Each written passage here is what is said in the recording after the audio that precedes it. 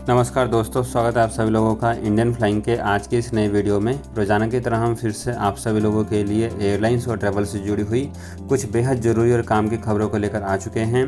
तो बिना किसी देरी के शुरू करते हैं आज की इन बड़ी खबरों को। और पहली बड़ी अपडेट यहाँ पर कुवैत को लेकर आ रही है।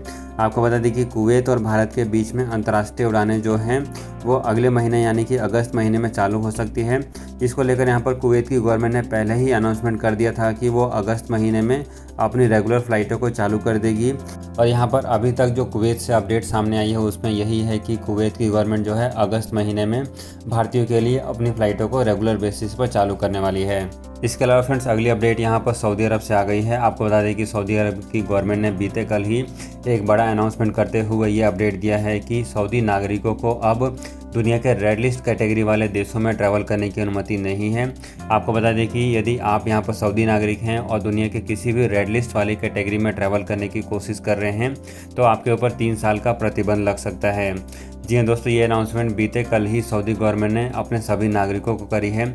इस समय सऊदी अरब की गवर्नमेंट ने भारत के साथ साथ दुनिया के 12 देशों को रेड लिस्ट की कैटेगरी में डाला हुआ है। यदि यहाँ पर कोई भी सऊदी नागरिक इन 12 देशों में ट्रैवल करके जाता है तो उसके ऊपर 3 साल का प्रतिबंध लग सकता है। फ्रेंड्स, आगे बढ़ते हैं और अगली अपडेट यहाँ पर फ्रांस को लेकर आ चुकी है। जी हाँ दोस्तों, यहाँ पर फ्रांस से काफ़ी अच्छी खबर सामने आई है। बीते कल यहाँ पर BFS ग्लोबल की तरफ से अपडेट दिया गया है कि फ्रांस की गवर्नमेंट ने अब भारतीयों के लिए वीज़ा की फैसिलिटी शुरू कर दी है। आपको बता दें कि यदि आप भी फ्रांस के लिए ट्रैवल करके जाना चाहते हैं और वीज़ा के लिए भी इंतजार कर रहे थे तो BFS ग्लोबल ने अपनी सेवाओं को शुरू कर दिया है और आप BFS ग्लोबल के माध्यम से फ्रांस में वीज़ा अप्लाई कर सकते हैं। ये जो भी जानकारी हम आपके साथ शेयर कर रहे हैं ये जानकारी खुद यहाँ पर BFS ग्लोबल की तरफ से दी गई है। इसकी और अधिक ज़्यादा जानकारी के लिए आप एक बार BFS ग्लोबल की वेबसाइट पर विजिट कर सकते हैं। फ्रेंड्स, अगली खबर यहाँ पर आईटा से आ रही है। आपको बता दें कि आईटा ने एक रिपोर्ट में ये पब्लिश किया है कि भारत सरकार जो है रेगुलर अंतर्राष्ट्रीय उड़ानों को चालू कर सकती है। ये जानकारी खुद यहाँ पर बिजनेस स्टैंडर्ड में भी आई है, जो कि आपको स्क्रीन के ऊपर भी दिख रहा होगा, जहाँ पर बताया जा रहा है कि भारत सरकार अब यहाँ पर शेड्यूल इंटरनेशनल फ़्लाइटों को चालू कर सकती है। आपको बता दें कि इस समय जो भारत में इंटरनेशनल फ़्लाइटें हैं वो कुछ स्पेशल फ़्लाइटें हैं जिनको कि स्पेशल एग्रीमेंट या फिर स्पेशल अप्रूवल के तहत ही चालू किया गया है। अभी भी रेगुलर या फिर शेड्यूल फ़्लाइटें भारत में चालू नहीं हैं, जिसको लेकर यहाँ पर अपडेट सामने आया है कि भारत सरकार जो है रेगुलर अंतर्राष्ट्रीय उड़ानें जो हैं बहुत ही जल्दी चालू कर सकती है। फ्रेंड्स, एक और बड़ी अपडेट यहाँ पर सामने आ रही है जिसके अनुसार अब ये बात कंफर्म हो चुकी है कि भारत में एक और बड़ी एयरलाइंस कंपनी आ रही है जिसका नाम आकाश एयरलाइंस हो सकता है। आपको बता दें कि ये जो नई एयरलाइंस कंपनी है इसमें जाने माने इन्वेस्टर राकेश झुनझुनवाला का बड़ा इन्वेस्टमेंट रहने वाला है। इसके साथ साथ ये जो नई एयरलाइंस कंपनी है इस एयरलाइंस कंपनी की शुरुआत जेट एयरवेज के पुराने CEO विनय दुबे कर रहे हैं। अभी इस नई एयरलाइंस कंपनी को चालू होने के लिए कई तरह के अप्रूवल लेने की ज़रूरत पड़ेगी, जिसको यहाँ पर उम्मीद है कि अगले 6 महीने से 1 साल के भीतर ये सारे अप्रूवल मिल जाएंगे और ये नई एयरलाइंस कंपनी भारत में अपनी उड़ानों को साल 2022 के आखिरी तक चालू कर पाएगी। फ्रेंड्स, आगे बढ़ते हैं और अगली खबर यहाँ पर भारत में कोरोना वायरस को लेकर आ रही है। आपको बता दें कि भारत में कोरोना वायरस को लेकर एक बुरी खबर है। यहाँ पर जो रिपोर्ट सामने आई है उसके अनुसार केरला में फिर दोबारा से कोरोना वायरस के केसेस बढ़ते हुए देखे गए हैं।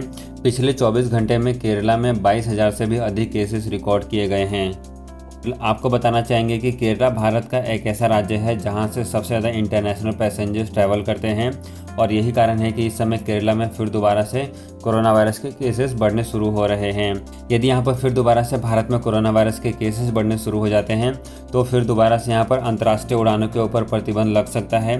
बहुत सारे देश जो इस समय भारत से अपनी फ़्लाइटों को चालू करने के बारे में सोच रहे हैं वो फिर दोबारा से अपनी अंतर्राष्ट्रीय उड़ानें बंद कर सकते हैं, जो कि एक बहुत ही बुरी खबर होगी। फ्रेंड्स, आगे बढ़ते हैं और अगली बड़ी खबर यहाँ पर यूके से आ गई है। यूके में इस समय अभी भी ट्रैवल बैन लगा हुआ है, जिसके कारण इस समय यूके के हीथ्रो एयरपोर्ट को काफ़ी ज़्यादा लॉस हो रहा है। बीते कल यहाँ पर यूके के हीथ्रो एयरपोर्ट ने यूके की गवर्नमेंट से रिक्वेस्ट किया है कि वो फिर दोबारा से यहाँ पर नॉर्मल फ़्लाइटों को चालू करें। इंटरनेशनल पैसेंजर जो इस समय यूके में ट्रैवल करके आना चाहते हैं उन सभी लोगों को यहाँ पर अनुमति दी जाए और फिर दोबारा से यहाँ पर ट्रैवलिंग को नॉर्मलाइज किया जाए। आपको बता दें कि यहाँ पर हीथ्रो एयरपोर्ट ने जानकारी दी है कि जब से कोरोना वायरस शुरू हुआ है तब से हीथ्रो एयरपोर्ट को कुल मिलाकर यहाँ पर $4 बिलियन का लॉस हो चुका है।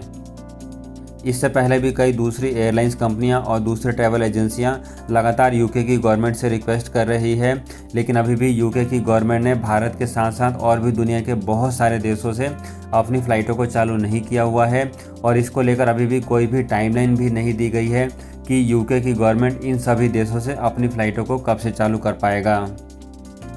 फ्रेंड्स, आगे बढ़ते हैं और अगली अपडेट यहाँ पर सऊदी अरब और पाकिस्तान को लेकर आ चुकी है।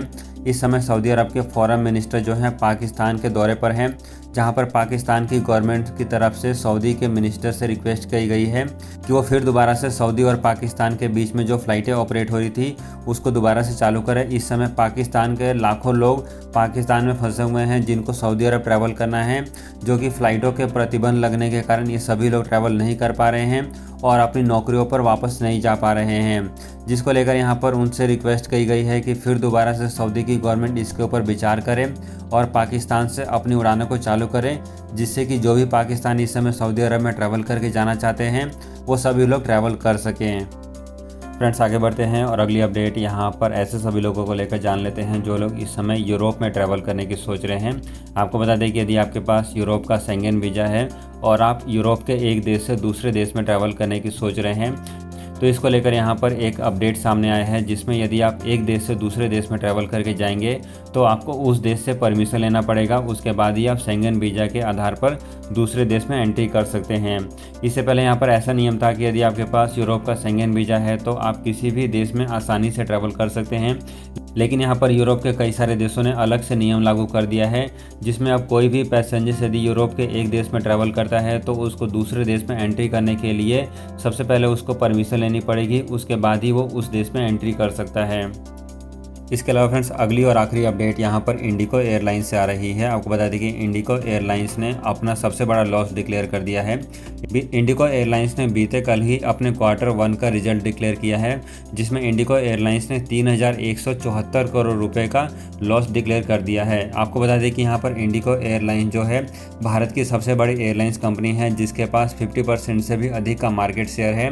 यदि इतनी बड़ी एयरलाइंस कंपनी इतना बड़ा लॉस डिक्लेयर करती है तो आप समझ सकते हैं कि भारत की दूसरी एयरलाइंस कंपनियों के इस समय क्या हालात होंगे। यहाँ पर आपको बताना चाहेंगे कि कोरोना वायरस शुरू होने के बाद इंडिगो एयरलाइंस का ये लगातार छठा बार है जब इंडिगो एयरलाइंस ने लॉस डिक्लेयर किया है। तो फ्रेंड्स, ये थी आज की अंतर्राष्ट्रीय उड़ानों से जुड़ी हुई कुछ बेहद ज़रूरी और काम की खबरें। यदि आपको वीडियो अच्छी लगी है तो इस वीडियो को लाइक कर सकते हैं और चैनल के साथ बने रहें ताकि आपको एयरलाइंस और ट्रैवल से जुड़ी हुई सारी लेटेस्ट अपडेट इसी चैनल के माध्यम से मिलती रहे।